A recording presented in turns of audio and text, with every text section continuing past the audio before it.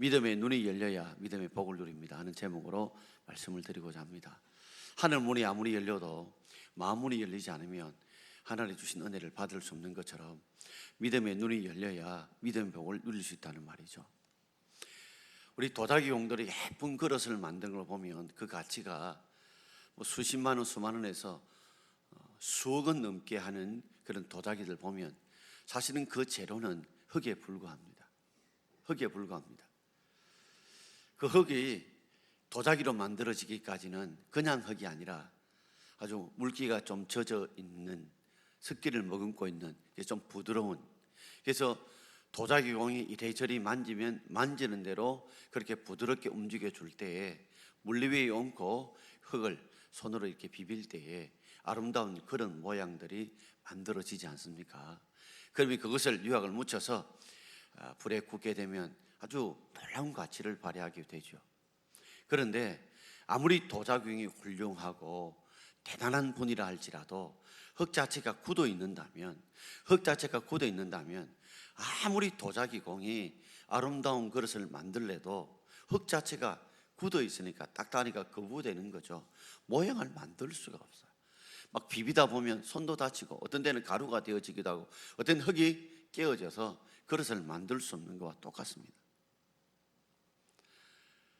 룻과 그리고 나오미는 마치 흙과 같은 보잘것없는 존재입니다.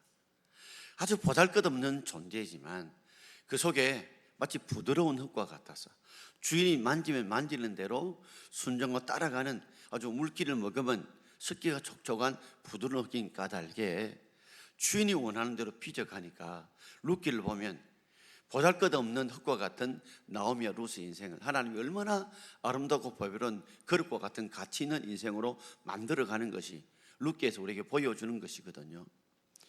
그런데 우리가 다 그렇게 은혜를 받고 싶지만 우리가 아주 굳어있는 흙이라면, 강팍한 심령이라면, 우리가 딱딱한 심령이라면 아무리 하나님 우리의 인생을 만지시고 다듬으려 해도 흙 자체가 굳어버리니까 만들어갈 수 없는 것과 똑같지 않습니까? 하나님이 아무리 은혜를 주시려고 해도 우리 심령 자체가 딱딱하고 굳어있는 심령이라면 은혜를 받을 수 없고, 하나님이 아름답게 우리 인생을 만들어가고 싶어도 만들어갈 수 없는 것과 똑같습니다. 흙이 딱딱하면요, 아무리 좋은 씨앗이 떨어져도 그 속에서 뿌리를 내리지 못합니다.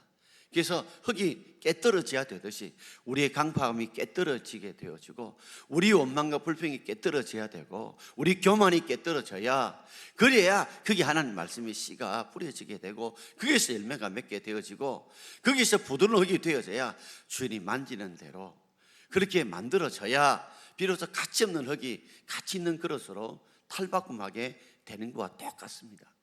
오늘 여러분 말씀을 들을 때 내 생각과 내 마음이 아니라 정말 하나님이 내게 주시는 말씀으로 정말 사모하는 마음으로 말씀을 받는 저와 여러분 되길 바랍니다. 저는 이 가치 없는, 보잘것없는 나오미와 룻을 어떻게 하나님께서 보배롭고 가치 있게 만들어 가느냐, 오늘 두 가지 나오미와 룻의 믿음을 살펴보고자 합니다. 자, 첫 번째는 나오미의 감사하는 믿음입니다. 나오미의 감사하는 믿음. 우리 7절과 17절을 우리 함께 읽어보겠습니다. 아침부터 와서는 잠시 집에서 쉰 외에 지금까지 계속하는 중이니이다. 룻이 밭에서 저녁까지 줍고 그 주운 것을 더니 보리가 한 에바쯤 되는지라. 7절에 보면 룻이 아침부터 와서 잠시 농마에 가서 쉰 것 외에는 지금까지 계속해서 이삭을 줍는 거예요. 참 열심히 줍죠. 언제까지 주었냐? 17절에 보니까 롯이 밭에 저녁까지 주었습니다. 당시에는 야간을 일을 할 수가 없잖아요. 그저 달빛이 떠 있지만 희미하니까 이삭을 제대로 주울 수 없습니다. 해가 지면 이삭 줍기를 멈춰야 돼요. 그런데도 아침부터 해서 저녁까지 열심히 이삭을 주었어요. 근데 주었더니 주은 양이 얼마냐? 한 에바쯤 되었다. 보리 한 에바쯤 되었다. 지난 주간에 말씀드렸지, 한 에바는 약 보리 12대입니다. 당시에 노동자가 일반적으로 하루 일당으로 받는 것이 바로 보리 한 대라고 합니다. 보리 한 대 같으면 무려 주었는데 12일치 노동자의 삭을 그렇게 풍성하게 부은 거예요. 넉넉하게 이렇게 추수를 하게 얻게 된 겁니다. 자, 우리 16절을 한번 읽어보겠습니다. 16절입니다. 또 그를 위하여 곡식 다발에서 조금씩 뽑아버려서 그에게 죽게 하고 꾸짖지 말라 하니라. 아멘. 그렇게 풍성하게 약 12일치의 풍성한 한 해발을 거뒀던 것은 룻만에 열심히 한 것이 아니라 보이지 않는 보아스의 그 사랑과 은혜가 있었다는 것이죠. 룻은 몰랐지만 보아스가 곡식 베는 자에게 말하여서 그를 위하여, 룻을 위해서, 이삭 주는 룻을 위해 그 이삭을 줘봤자 얼마 되겠니? 그러니 곡식 다발에서 조금씩 뽑아버려라. 곡식 다발에서 조금씩 뽑아버려라. 한 묶음 밥이면 한 두세 개는 내놓고 그냥 모른 척하고 지나가라는 거죠. 그러면 이삭만 줬다가 이게 웬일이야? 곡식 다발이 있네. 가져야 말라 하는데 곡식 베는 자가 아무 말도 안 하거든요. 그러니 그것을 주게 되어진 겁니다. 그리고 대사님이 이미 꾸짖지 말라고 이야기를 해놨기 때문에 혹시나 싶은데 아무 말도 안 하니까 제법 풍성하게 거두게 되어졌다는 말이죠. 자, 그러면서 이제 곡식을 거두고 난 뒤에 어떤 일이 벌어질까요? 14절과 18절을 우리 함께 읽겠습니다. 식사할 때 보아스가 룻에게 이르되 이리로 와서 떡을 먹으며 내 떡조각을 초에 찍으라 하므로 룻이 곡식 베는 자 곁에 앉으니 그가 볶은 곡식을 주매 룻이 배불리 먹고 남았더라. 그것을 가지고 성읍에 들어가서 시어머니에게 그 주운 것을 보이고 그가 배불리 먹고 남긴 것을 내어 시어머니에게 드리매. 아멘. 점심인지 저녁인지 모르지만 보아스가 사랑을 베풀었어요. 그래서 곡식 베는 자와 더불어서 룻도 함께 식사 자리에 초대했습니다. 그래서 떡을 주고 또 소스인 식초에 찍어서 먹었습니다. 그뿐만 아니라 볶은 곡식까지도 주었네요. 근데 이 볶은 곡식을 어느 정도 줬냐면 18절에 보면 넉넉하게 준 것 같아요. 그러니까 이제 저녁을 마치고 한해바와 또 무엇을 들고 갔냐면 자신이 배불리 먹고 남긴 것, 뭘까요? 볶은 곡식. 그러니까 보아스가 얼마나 사랑을 많이 베푼다는 걸 알 수가 있죠. 그러니까 제대로 먹지 못했던 룻이 볶은 곡식을, 떡을 배불리 먹었는데도 불구하고 남았어요. 그러니 시어머니에게 갈 때 보리 한 해바와 더불어서 볶은 곡식도 가지고 간 것입니다. 그 다음이 중요합니다. 여러분, 시어머니가 첫날 며느리를 보내고 이방모니를 보내고 가인은 어느 밭에 가서 푸대접 받지는 않겠나, 조름과 멸시를 받지 않겠나, 혹시 마음이 상하지는 않을까, 말도 안 통하는데 처음 가는 곳인데 여러 가지 고민과 갈등이 많았는데 아니 들고 왔는데 너무 풍성하게 들고 왔어요. 그 다음이 중요합니다. 19절입니다 19절 함께 읽겠습니다. 시어머니가 그에게 이르되 오늘 어디서 주었느냐, 어디서 일을 하였느냐, 너를 돌본 자에게 복이 있기를 원하노라 하니 룻이 누구에게 일한 것을 시어머니에게 알게 하여 이르되 오늘 일하게 한 사람의 이름이 보아스니이다 하는지라. 아멘. 여러분 같으면 어떻게 했어요? 여러분이 나오미라면 룻이 한해바와 볶은 곡식을 가져왔어요. 그러면 대뜸 어떤 질문부터 하겠습니까? 이게 얼마쯤 되냐? 얼마쯤 되냐? 양부터 먼저 안 묻겠습니까? 아니 이게 얼마쯤 되냐? 그러면서 수확한 것에 여러분 더 관심을 가지겠죠. 심지어 부정적인 사람은 이렇게 말할지 모릅니다. 처음에는 참 좋았는데 아이고 이렇게 이날도 얼마 되나면 끝날 거다. 보리 추수 마치고 그 다음 밀 추수 마치면 한두 달이면 모든 추수가 다 끝날 텐데 그때 되면 우리는 뭐 먹고 살지? 그때는 우리가 뭐 먹고 살지? 하면서 어쩌면 지금 현재에 주신 것에 감사하지 못하고 미래의 어려움을 미리 생각하여 불안하고 불평하고 웅망하고 있는 여러분 혹 아니시겠습니까? 그런데 나오미의 믿음을 보십시오. 현재의 상황 속에서 어디서 주었느냐, 어디서 일을 했느냐, 이 말은요, 누구 밭에서 일했느냐, 누가 그렇게 풍성하게 거두도록 해 주었느냐, 누가 얼마나가 아니라 누가 이런 복을 주었느냐, 누가 이런 복을 주었느냐. 나오미는 거기에 관점이 있고 거기에 포인트가 있는 겁니다. 그러므로 너를 돌본 자에게 뭐요? 복이 있기를 원한다. 여러분도 여러분 은혜를 받으면, 내가 베풀 것이 없다면 이렇게 그분들을 위해 기도해 주면 좋겠어요. 내가 말씀을 듣고 기도를 듣고 찬양을 듣고 또 여러 사람의 나를 도운 것이 있다면, 내가 줄 수 없다면 나에게 은혜를 베푼 자에게 복이 있기를 원한다. 복이 있기를 원한다고 여러분 축복해 줄 수 있는 저와 여러분 되기를 주의 이름으로 축원합니다. 그러자 룻이 말합니다. 바로 보아스입니다. 보아스가 나에게 돌봤던 사람입니다. 여러분, 우리의 삶을 다시 한번 돌아보십시오. 여러분들은 선물을 준 자보다도 그 선물의 눈이 더 꽂혀서 선물의 준 자의 고마움을 잃어버리고 살고 있지 않습니까? 여호와가 내게 베푸신 은혜를 잊어버리고 여호와가 주신 것에만 여러분 머무달고 살고 있지는 않는지요? 가지 끝에 포도 열매가 맺혔을 때 가지 끝에 포도 열매 그것만 보지, 이 포도 열매를 맺게 하신 분이 누구신지에 대해서 얼마나 기억하고 얼마나 감사하며 살고 있는지요? 출애굽한 이스라엘 백성들에게 신명기 8장 17절과 18절에 하나님 이렇게 말씀하셨습니다. 같이 읽겠습니다. 그러나 내가 마음에 이르기를 내 능력과 내 손의 힘으로 내가 이 재물을 얻었다 말할 것이라. 내 하나님 여호와를 기억하라. 그가 내게 재물 얻을 능력을 주셨습니다. 아멘. 당시 이스라엘 백성들 애굽에 나올 때에, 그때에 애굽 사람들의 재물을, 그 중에 귀한 것, 보물들, 또 보석들을 얻어왔어요. 근데 그들 마음에 무슨 생각을 하냐면, 처음에는 하나님에 감사했죠. 근데 시간이 지나자 내 능력, 내 손의 힘으로 내가 이 재물을 얻었다.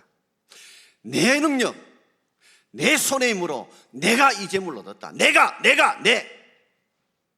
능력, 내 손의 힘, 내가 얻었다. 결국은 하나님은 어디든지 없어져 버리고 내가 했다. 내 것이다. 내 것. 그럴 때 여호와를 기억하라. 어떤 여호와를 기억해야 될까요? 그가 내게 재물 얻을 능력을 주셨습니다. 아멘. 이걸 기억해야 합니다. 우리는요, 하나님에게 재물 얻을 능력을 주시다는 잊어버리고 내가 내 손의 힘으로, 내 능력으로 내가 재물 얻었다고 생각합니다.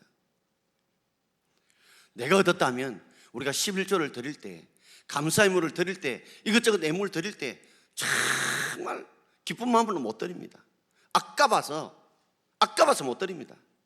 그래서 생색내고 인색에 드릴 수밖에 없어요. 그런데 이거 재물 얻을 능력을 하나님이 주셨다.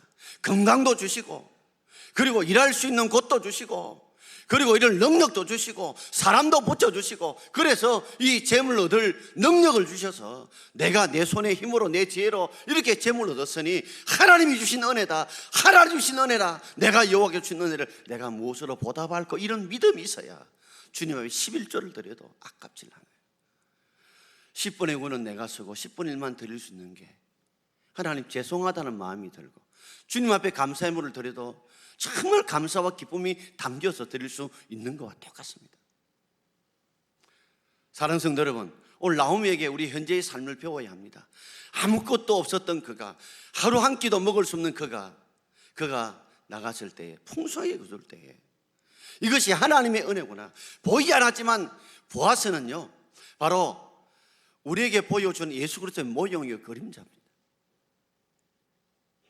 보아스를 통해서 예수님이 어떤 분이고 하나님이 어떤 분을 우리에게 보여주시는 거예요. 우리 하나님, 우리가 믿음으로 최선을 다해 순종할 때에 그때 우리가 더 풍성하게 채워주시는 분인 줄 믿습니다. 그렇다면 여호와가 주신 그 은혜를 우리가 잊지 말아야 합니다. 오늘도 우리는 그 은혜를 잊고 살고 있지는 않는지요? 내가 내 능력으로, 내 손의 능력으로 내가 얻었다. 그러다 보니 주님 앞에 시간을 드리는 것도, 마음을 드리는 것도, 물질을 드리는 것도 아깝고 인색하고, 시간이 없다, 바빠서 못한다, 힘들어서 못한다, 혹 그렇게 하지 않는지요? 주님이 다 가져가시면 어떠려고 그러십니까? 은행에 아무리 돈이 많아도 고객이 다 찾아가면 은행 돈 아닙니다, 여러분. 여호와를 기억하라. 여호와를 기억해라. 오늘 우리 삶 속에서 이 나오미의 현재의 삶 속에서 어려울지라도 감사할 수 있는, 주신 자에게 감사할 수 있는 은혜가 있기를 주의 이름으로 축원합니다. 이 신앙을 우리가 배워야 됩니다. 그런 자에게 하나님이 큰 은혜를 베푸죠. 자, 마지막 두 번째 제목을 같이 읽겠습니다. 기업을 물을 자를 바라보는 미움. 기업을 물을 자를 바라보는 미움. 이게 미래에 대한 이야기입니다. 이 말이 무슨 말씀입니까? 생각이 들죠. 자, 우리 20절을 함께 읽어보겠습니다. 나오미가 자기 며느리에게 이르되 그가 여호와로부터 복받기를 원하노라. 그가 살아있는 자와 죽은 자에게 은혜 베풀기를 그치지 아니하도다 하고, 나오미가 또 그에게 이르되 그 사람은 우리와 가까우니 우리 기업을 물을 자 중에 하나이니라 하니라. 아멘. 나오미가 자기 며느리 룻에게 이렇게 말합니다. 그가 여호와께로부터 복받기를 원한다. 한 번 더 이야기합니다. 여러분, 우리가 은혜 받았다면 정말 우리가 무엇을 드릴 수 없다 할지라도 그를 위해서 복을 빌어주는 여러분 되길 바랍니다. 여호와께로부터 그가 복을 받기를 원한다. 복을 받기를 원한다. 여러분 자녀들도 부모의 은혜를 알았다면 우리 부모님들 여호와께 복 받기를 원한다고 기도해 주셔야 되고, 또 부모님 자녀로부터 은혜를 받았다면 우리 자녀가 여호와께로 복 받기를 기도해 주셔야 되고, 우리 주위의 분들을 통해서 우리가 은혜 받았다면 참 그분을 여호와께로 복을 받기를 원한다고 복을 빌어줄 수 있는 저와 여러분 되기를 주의 이름으로 축원합니다.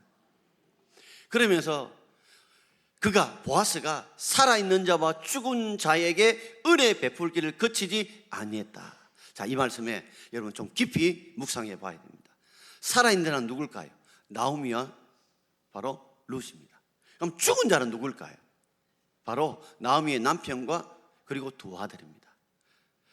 그런데 이 보아스가 살아있는 자와 죽은 자에게 은혜 베풀기를 그치지 않았다. 이 말은 죽은 자에게도 은혜를 베풀었던 그가 살아있는 나에게도 은혜를 계속해서 그치지 않고 은혜를 베풀었다는 말이죠. 자, 죽은 자에게 은혜 베풀었다는 의미는 두 가지로 우리가 생각해 봐야 됩니다. 한 가지는 이미 보아스는 나오미의 가정을 잘 알고 있었다는 말입니다. 그래서 아마 나오미의 가정이 좀 힘들고 어려웠을 때에 그때 유력자였던 보아스가 어떤 모양인지 모르지만 은혜를 베풀어 주었던가 봐요. 그러니까 그것을 나오미가 기억하고 감사하고 있는 것입니다. 또 한 가지, 지금 살아있는 자에게 은혜 베풀어 주신 것은 현재죠. 여기에 죽은 자에게 은혜 베푼다는 또 중요한 말이 그 다음 구절에 나옵니다. 나오미가 또 그에게 이르되 그 사람은, 보아스는 우리와 가까우니, 우리하고 가깝다 그랬죠. 그러니까 우리가 친족인데 뭐요? 기업 물을 자다 그랬어요. 말 자라고요? 기업을 물을 자다. 여기에 죽은 자에게 은혜를 그치지 않았다는 의미가 이 속에 담겨 있습니다. 자, 기업 물을 자의 은혜를 우리에게 그치지 않고 베풀 자라는 거죠. 자, 이 말씀은 무슨 말이냐 하면, 지금 나오미와 그리고 룻은 혼자 된 여인입니다. 기업을 물을 남편이 없어요. 자, 기업을 물은다는 말은 룻기의 가장 중요한 신학적인 그리고 그들이 흘러온 관습적인 중요한 의미입니다. 이걸 알아야 합니다. 기업을 물는다는 말은 히브리 말로 고엘 또는 고엘이라고 부릅니다. 이 말은 동사인, 히브리 동사인 가알에서 나왔습니다. 가알이라는 말은 뭔가를 빚진 것을 되찾게 해주다, 빚진 것을 도로 사게 해주다는 말이에요. 이 말이 바로 구원, 구속이란 말입니다. 자, 예수님께서 죄인된 우리를 위해서 대신 십자가에 살을 찌고 피 흘려 주심으로 우리에게 다시 구원, 하나님이 자녀 되도록 도로 찾게 해주셨다, 구원시켜 주셨다는 말이 바로 이 고엘이라는 말입니다. 기업을 물은다는 말이에요. 당시에 기업을 물을 때는 크게 두 가지 기업을 물은 이야기가 나옵니다. 먼저 우리가 이 친족의 팔아버린 땅을 도로 찾을 수 있도록 기업을 물은 자가 도와준다는 거죠. 자, 레위기 25장 25절을 읽겠습니다. 만일 내 형제가 가난하고 그의 기업 중에서 얼마를 팔았으면 그에게 가까운 기업 물을 자가 와서 그의 형제가 판 것을 물을 것이요. 자, 제가 만약에 참 너무 어려워서 어쩔 수 없이 내가 땅을 팔았어요. 땅을 팔았는데 이 땅은 하나님이 주신 것이기 때문에 팔아서는 안 되거든. 그냥 너무 힘드니까 이걸 팔은 거예요. 그런데 내가 이 땅을 다시 찾을 수가 없어요. 그런데요, 나의 기업을 물을 친족 중에 한 사람이 대신 지가 값을 지불하고 그 땅을 자기가 가져가는 것이라 내게 주었던 거, 이게 바로 기업 물은다는 말이에요. 내게 자기가 돈 주고 샀대 자기가 가져가는 것이 아니라 그 땅을 원주인에게 돌려주는 것입니다. 그래서 만일 형제가 가난하여 그 기업 중에서 얼마를 팔았는데, 그 땅을 얼마를 팔았는데 그게 가까운 기업 물을 자가 와서 그 형제가 판 것을 뭐요? 되찾아 준다. 이게 물은다는 말이에요. 되찾아 주는 그 사랑을 베푸는 제도가 바로 고헬 제도, 기업 물을 제도입니다. 또 한 가지는 바로 결혼 제도입니다. 자, 홀로 된 여인이 결혼하여 대를 이을 수 있게 해주는데 이것이 바로 고헬 제도가 바로 계대 결혼제입니다. 계대 결혼자는 계속해서 대를 잇도록 해주는 결혼 제도입니다. 자, 신명기 25장 5절과 6절 함께 읽겠습니다. 형제들이 함께 사는데 그중 하나가 죽고 아들이 없거든 그 죽은 자의 아내는 나가서 타인에게 시집가지 말 것이요 그의 남편의 형제가 그에게로 들어가서 그를 맞이하여 아내로 삼아 그의 남편의 형제된 의무를 그에게 다할 것이요 그 이름이 이스라엘 중에서 끊어지지 않게 할 것이니라. 아멘. 자, 예를 들면 형과 형수가 결혼을 했는데 형이 먼저 죽었어요. 그럼 형수가 혼자 되지 않습니까? 그러면 그 밑에 있는 시동생이 형수와 결혼하는 겁니다. 이것이 바로 계대 결혼 제도입니다. 여러분, 우리나라는 대가 끊어지면 무슨 제도입니까? 양자 제도가 있죠. 양자. 제 친구도 양자가 있었습니다. 그러니까 큰아버지 집에서 이제 딸만 있어서 아들이 없었어요. 그래서 이 친구가 둘째 차남이었는데 그 큰 집에 양자로 들어갔어요. 그러니까 큰아버지 재산을 다 받았습니다. 그리고 부를 때도 큰아버지를 안 부르고 아버지라 부르고, 그래서 대를 이어가는 제도가 우리 양자 제도가 있지만 당시에 이스라엘에는 이 계대 결혼 제도인 기업 물을 제도가 있었습니다. 그래서 형이 죽고 형수가 있으면 시동생이 그 형수와 결혼해서 대를 이어가는 겁니다. 그래서 이 홀로 된 여인이, 당시에는 여인들이 먹고 살 일이 별로 없잖아요. 그러니까 주로 남자를 통해서 먹고 사는데 이 여인이 가난하게 또 죽도록 버려두지 않도록 돌보도록 하기 위한 것이고 또 그 신앙의 대를 이어가도록 하기 위해서 계대 결혼 제도인 기업을 물을 제도를 만든 것입니다. 자, 지금 보십시오. 나오미는 남편이 죽었습니다. 그러나 이미 아이를 잉태하기에는 결혼하기 너무 나이가 많아요. 이제 그 대를 이어갈 것은 룻인데 룻이 혼자 대를 이어갈 수 없잖아요. 남편 될 자가 필요하잖아요. 그런데 그가 누구라고요? 바로 보아스가 기업 물을 자가 우리에게 은혜 거치지 않도록 해줄 것이라고 바라보는 믿음을 가지고 있었다는 거죠. 자, 그 사실이 욥기 2장으로 넘어가서 21절과 22절을 우리 함께 읽겠습니다. 모함 여인 룻이 이르되 그가 내게 또 이르기를 내 추수를 다 마치기까지 너는 내 소년들에게 가까이 있으라 하더이다 하니 나오미가 며느리 룻에게 이르되 내 딸아 너는 그의 소녀들과 함께 나가고 다른 밭에서 사람을 만나지 아니하는 것이 좋으니라. 아멘. 모함 여신 룻이 이르기를, 며느리 룻이라고 모함 여인을 하고 있습니다. 룻이 이방 여인이라는 걸 분명히 밝히면서 그가 내게 또 이르기를, 보아스가 내 추수를 다 마치기까지 너는 소년들에게 가까이 있으라. 소년들이 뭐합니까? 곡식을 베죠. 그러니까 곡식 베는 자의 뒤를 줄줄줄 계속 따라다녀서 곡식을 벨 때 이삭도 죽고 또 곡식 더미도 거둬라는 말이죠. 자, 그 다음이 중요합니다. 근데 나오미는요 말이 달라요. 나오미가 며느리 룻에게 이르되 내 딸아 너는 누구와 함께 가라고 했어요. 그 소년이 아니고 뭐요? 소녀들과 함께 나가고 다른 밭에서 사람을 만나지 않은 게 좋다. 남자들과 같이 있지 말고 뭐요? 여자들과 함께 있어라. 정숙해라는 거죠. 왜요? 기업 물을 제도를 바라보는 거예요. 보아스를 통해 하나님이 은혜를 거치지 않을 것을 바라보고, 곡식보다 더 중요한 게 뭐냐? 기업을 물을 것이 더 중요하다. 그 기업 물을 자를 통해 하나님이 우리에게 은혜 베풀 걸 바라보고, 단지 지금 곡식을 더 얻는 것, 그것보다 더 중요한 게 하나님 우리의 가문을 있게 만드는, 기업을 있게 만드는 그 은혜와 은총을 받는 것이 더 귀중한 줄 알고, 보아스는 뭐요? 소년들에게 따라다니려 했는데 그 시어머니 나오미는 뭐라고요? 소녀들과 함께 있어라. 자, 23절 룻이 어떤 결정을 내렸을까요? 자, 23절 마무리해 듣겠습니다. 이에 룻이 보아스의 소녀들에게 가까이 있어서 보리 추수와 밀 추수를 마치기까지 이삭을 주오며 그의 시어머니와 함께 거주하니라. 아멘. 자, 보리 추수를 마치고 나면 또 뭐가 있어요? 밀 추수. 다 해봤자 한두 달도 채 안 되지 않습니다. 그런데 룻이 보아스의 소녀들에게 가까이 있었다. 왜요?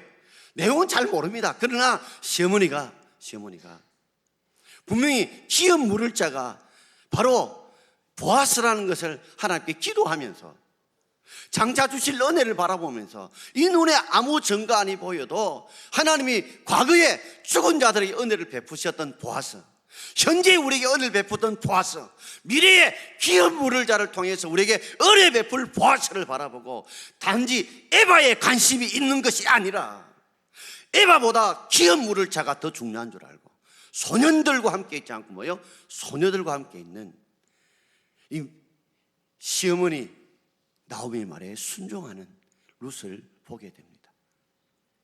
마치 물맷돌 위에 이 도자기공이 움직이는 대로 따라갈 때, 어떻게 만들어내면 따라 순종할 때 그때 더 큰 은혜를 부었는 것과 똑같죠. 여러분, 우리가 복을 받으려면 세 가지 조건이 맞아야 돼요. 적절한 사람이 있어야 되고, 적절한 때가 있어야 되고, 적절한 장소가 필요합니다.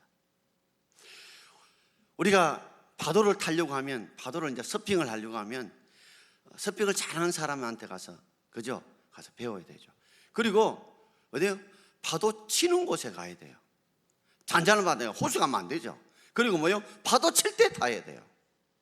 그러나 이 모든 것을 코치해주는 이 코치의 도움이 없으면, 아무리 적절한 사람과 적절한 장소와 적절한 때가 있어도 구슬이 꿰어야 뭐요? 보배입니다. 구슬이 서말이 있어도 꿰지 못하면 아무 소용이 없어요. 분명히 하나님이 이런 복과 은혜를 주실 것을 알지만, 그러나 이끌어가는 이 영적인 코치인 나오미의 말에 룻이 따르지 않는다면 구슬만 덩그러지 꿰지 못하는 것과 똑같은 것입니다. 여러분, 우리가 들어야 될 음성이 네 가지 음성이 있다고 합니다. 하나는 우리 양심의 소리를 들어야 되고요. 양심의 소리를 들어야 돼요. 그리고 우리는 역사의 소리를 들어야 돼요. 그 역사를 통해서 현재를 바라보는 그 소리를 들어야 돼요. 그리고 우리는 백성의 고통받는 소리를 들어야 돼요. 그러나 더 중요한 그리스도인들은 하나님의 음성을 들을 줄 아는 여러분 되기를 바랍니다. 세미한 하나님이 우리에게 준 음성을 들어야 돼요. 데살로니가서 2장의 말씀처럼 우리가 하나님 말씀을 받을 때 사람의 말로 받지 말고 하나님 말씀을 받을 때 그것이 믿는 자 속에서 역사할 줄 믿습니다. 오늘도 말씀이 전폐됩니다. 이 말씀이 바로 여러분께 복을 주는 통로입니다. 복을 주시는 통로예요. 기도도 찬양도 복을 주는 통로예요. 그런데 그걸 듣는 마음밭이 준비되지 못한다면, 심령이 준비되지 못한다면 아무런 은혜를 받을 수 없는 것과 똑같습니다. 아무리 유능한 도자기공이 훌륭한 그릇을 만들고 싶어도 흙이 굳어져 있으면, 딱딱해져 있으면, 강박해져 있으면, 그래 돌이 섞여 있는 원방과 불평이 있다면 그런 그릇으로는, 흙으로는 도저히 아름다운 그릇을 빚을 수 없는 것과 똑같습니다. 오늘 혹시 여러분의 심정에 돌이 있으면 돌을 빼내야 되고요, 거기에 잡다한 것은 빼내야 되고, 딱딱하던 물을 주셔서 기도의 물을 주고 회개의 물을 받아서 여러분 부드러운 흙으로 만들어질 때 하나님 여러분을 통해 아름다운 그릇으로 만들어갈 줄 믿습니다. 이제 3장에 가보면 정말 유치한, 제가 설교하기에 좀 얼굴이 후끈후끈한 그런 연애적인 이야기가 나옵니다. 그러나 이를 나오미의 말씀대로 롯이 잘 받아들일 때 그 아름다운 그릇으로 만들어가는 걸 우리가 보게 되어지죠. 끝으로 이 이야기를 드리고 마치고자 합니다.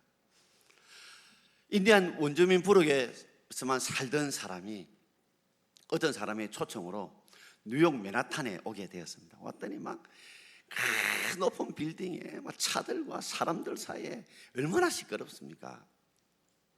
그런데 이 사람이 길을 걸어가면서 갑자기 걸어놓으면서 이렇게 풀벌레 소리가 난다는 거예요.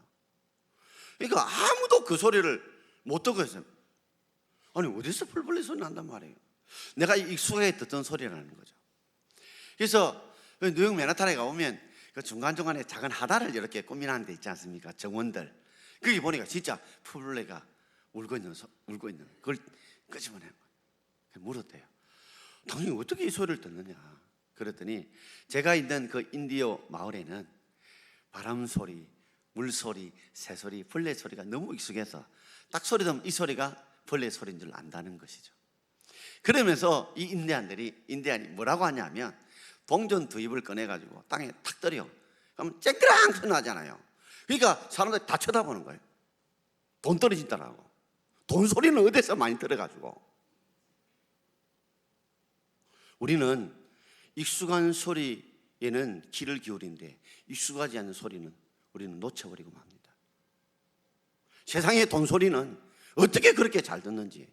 그런데 우리가 정말 하나님의 음성을 듣는 데는 익숙하지 않아서 그 소리를 못 듣고 있다는 거죠. 오늘 말씀을 통해서 다시 하나님의 음성을 들을 수 있는 여러분 되길 바랍니다. 나오미를 보면서 정말 아무것도 없는 자에게 얼마를 거뒀냐 이걸 묻지 않았어요. 누가 이런 은혜를 주었느냐. 그 현재에 감사하는 그 믿음을 배워야 되고요. 뿐만 아니라 과거에 죽은 자 같은데 은혜를 거치지 않았던 하나님 보았어.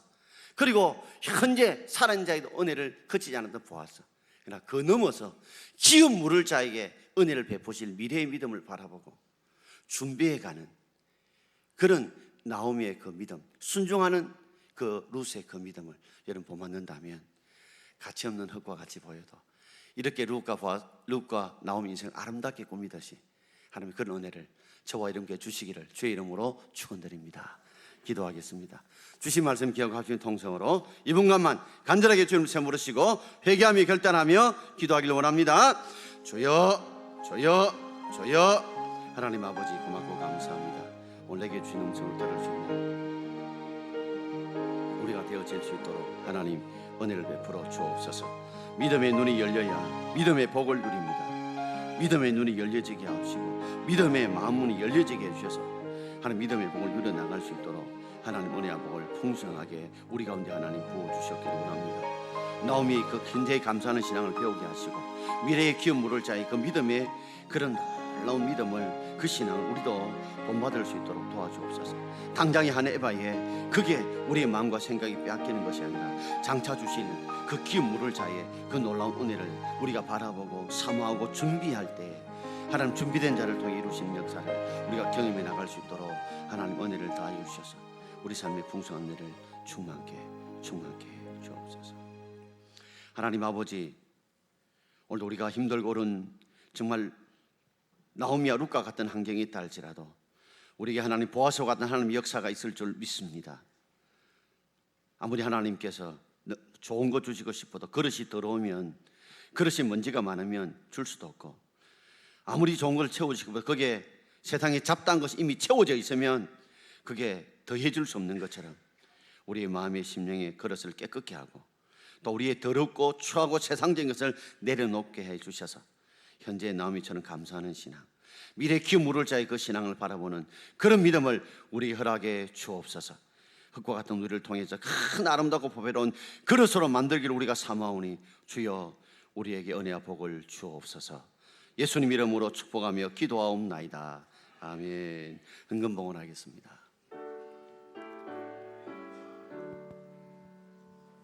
내